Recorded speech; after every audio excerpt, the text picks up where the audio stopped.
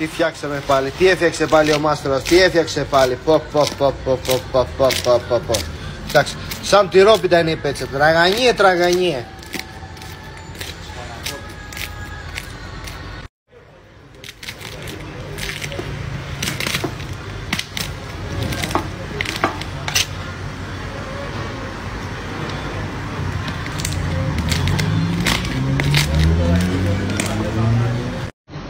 Τετάρτη σήμερα, παιδιά, στο Βολείο Πελοπόννησο, στη Βόν 531 στο Εγάλεο. Ορίστε.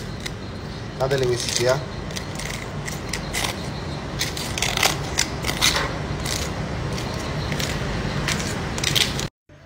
Εδώ ο φίλος μας ζήτησε την πέτσα της πανσέτας και να τη φάμε μετά, μισό λεπτάκι.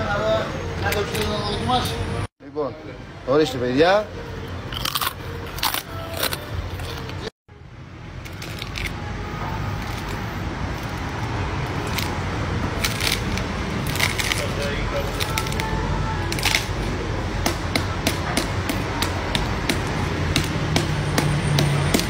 Τι έχει βγάλει πάλι ο μάσταρας εδώ, τι έχει βγάλει πάλι ο μάσταρας εδώ. Ακούστε μόνο παιδιά, κάντε ησυχία όλοι σας.